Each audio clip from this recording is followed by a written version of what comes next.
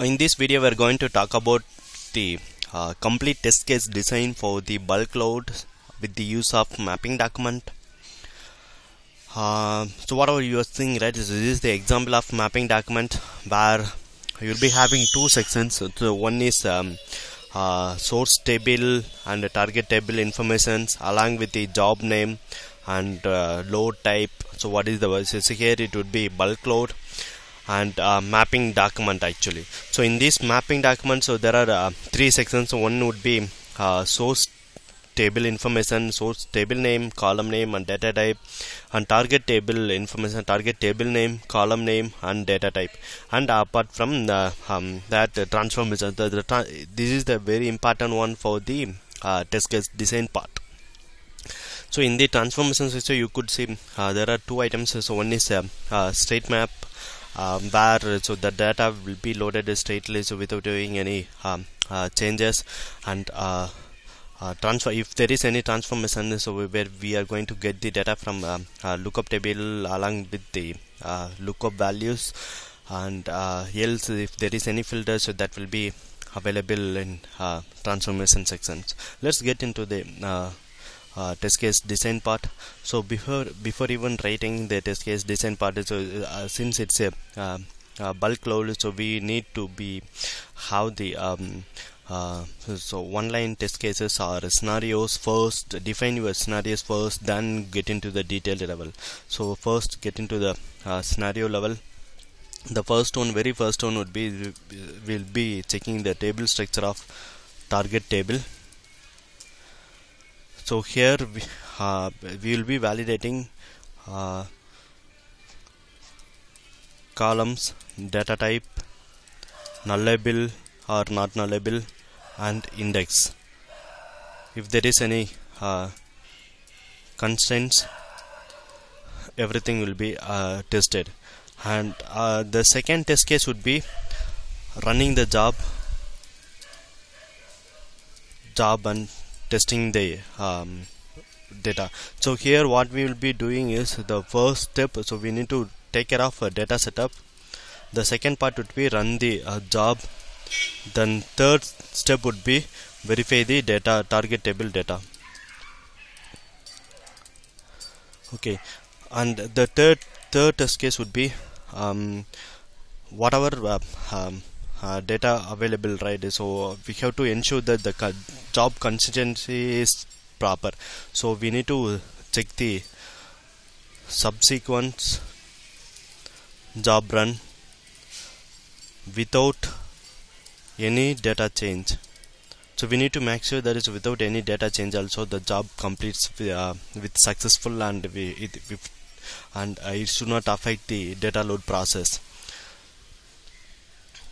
Job should run successfully.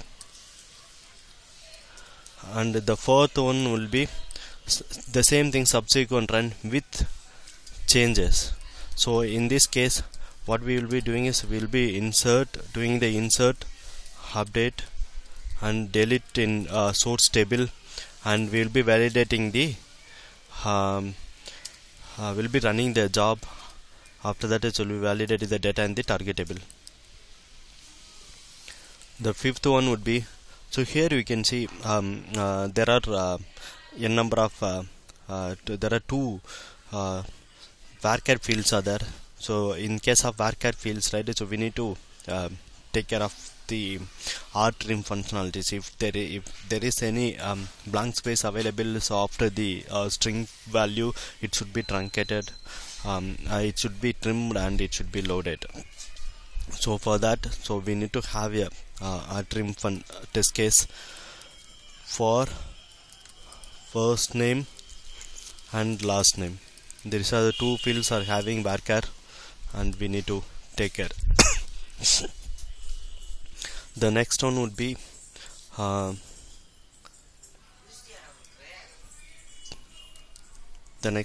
duplicate records.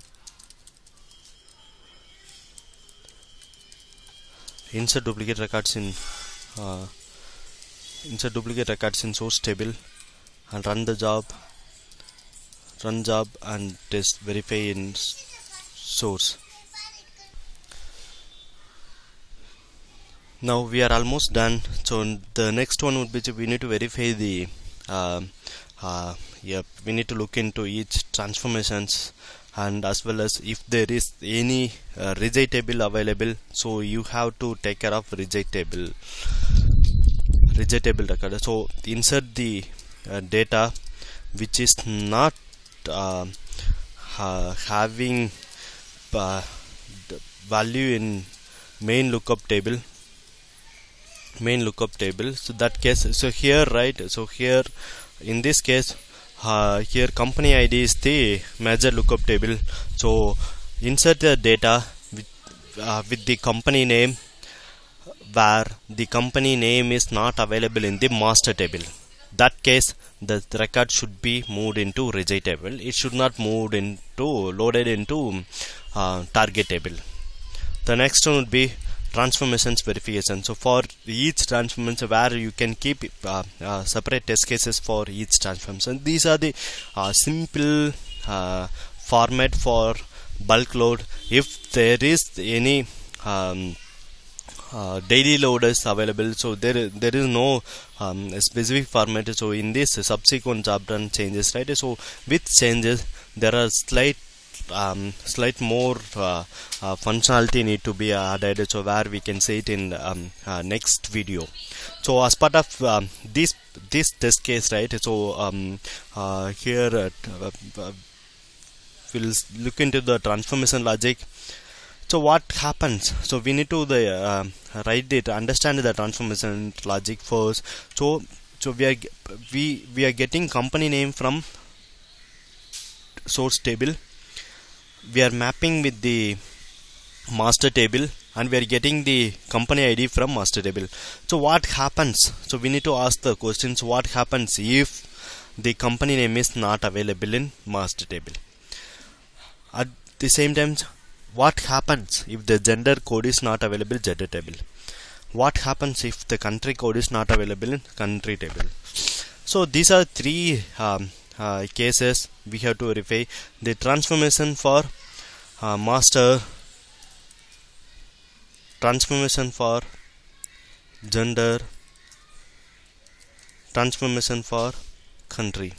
So we have to keep, either you can keep it in a single test case or multiple test case.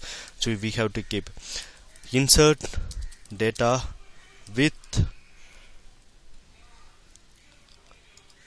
company name does not exist in master table.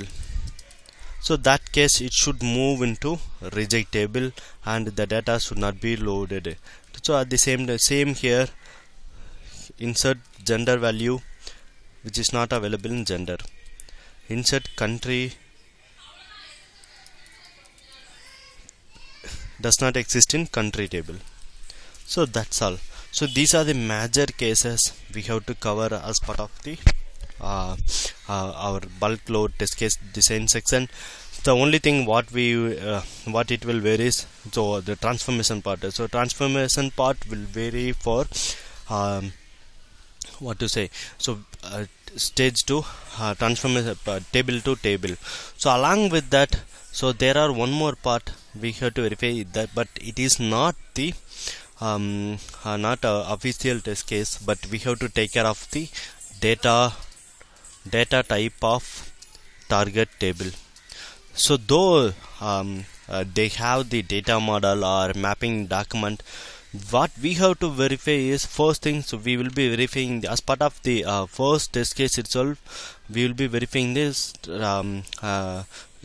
target table structure. Along with that, so do some homework, so where the data type and length is perfect to handle the source table data or not. So for example, so here you can see the first name is available with the length of 50. So here also we are having 50. If that is the case, yes, so whatever data available in source column, source table, so it can occupy. But if in a case they have defined 30, there could be different reasons for keeping 30 here irrespective of source table is having 50, whatever it could be, report it as a observation, raise your voice. So we have to raise, say that, so this is the data difference. I'm saying, is there any reason or any reason behind that having that difference? If not, could you please fix it? That's all. So during the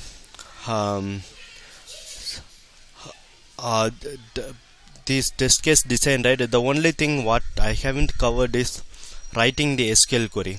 Here you can see these two are the major step. So where we are verifying the these three are the major data verification test cases. So in this test case, right, so we'll be having a single test case step, and will be verifying the data along with the SQL query. So as part of this test case, right, is the what we have to do first, right? So first thing, we have to ensure that target table is empty. If it is not empty, delete all the record and do the cleanup, and note down the target table index columns, and note down the source table record count, and run the job. And after running the job, check the log files and check the index columns, verify the target table record count, and compare with the source table record count what we are noted in step 3. Then verify the target table data correctness. It means that the data is loaded into target table are correct. So here what we have to do is, so we need to write a simple minus query between source and target, so with along with the lookup table. So here, so what we have to do here, so these are the steps we have to follow follow and write. We have to write inside the second test case. So the only thing what we are pending now is, so writing the SQL queries for this, right? Count taking, so it's a simple one. Record count is select count of star from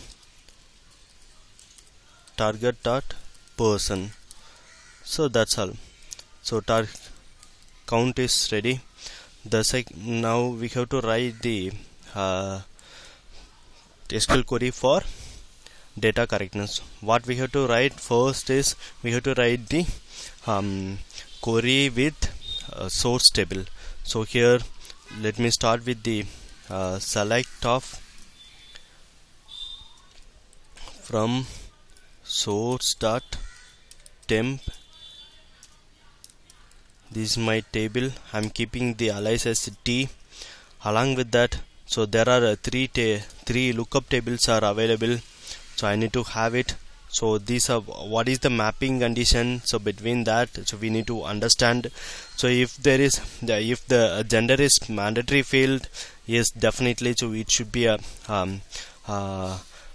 what to say, so it should be a inner join, so we can keep it as a gender is a mandatory field, and country is a non-mandatory field, then it should be a left out or join.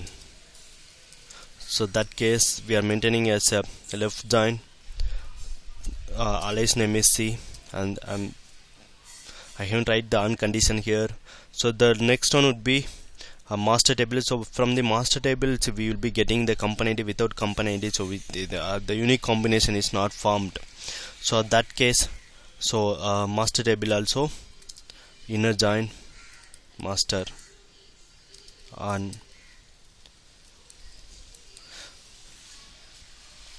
So now we have written the we have formed the source table along with the join. So we need to write the join condition. So t dot gender equal to g dot gender. So g dot gender and country, c dot country equal to g dot country master. So alias name is m dot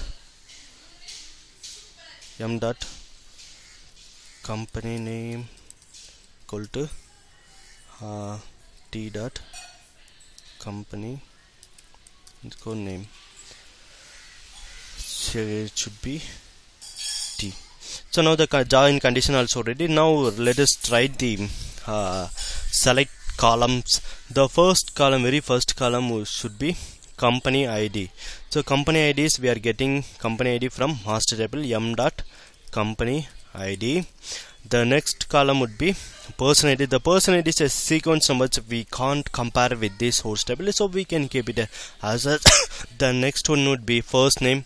First name we are taking from source table, so t dot first name, t dot last name, and date of birth also same, from t dot dob. Then gender code we are taking from gender table, so g dot gender underscore code, and the country code c dot country underscore code. So now we are set with the done with the SQL query writing for the source side. Now we have to write the minus query minus, then what to say, so we have to write select from target dot person table. We have to define the column values instead of star, since the person ID we are not taking from the source table query. So now the company underscore ID, we'll start with the company underscore ID. So now we have completed the target table side also. We have the minus query, so just copy paste into target table data correctness step. Okay, so we are done with the scripting now. So there are possible that if the select query data is available in target, along with that some other data also available in target, so that case what we have to do is we just need to swap the minus along with the target. So now we have done the source to target, so now we have to write a query for the target to source also.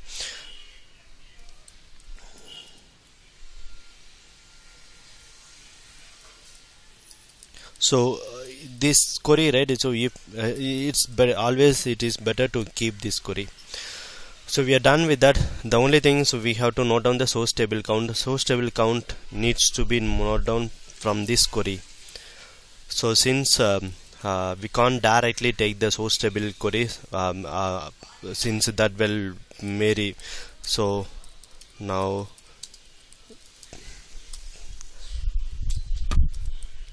that's all.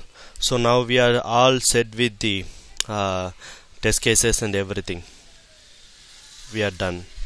Thank you for watching. Please subscribe and like the video if you are really like this. So one point I missed in the initial step. So normally a mapping document will also contains a not null of target table columns and a unique columns. So here we can see not null is yes for all the columns except country. So in that case a country might have a null and value. So on the unique column combinations will be company ID and person ID. Thank you. If you like this video, subscribe this channel and click on like. Thank you once again.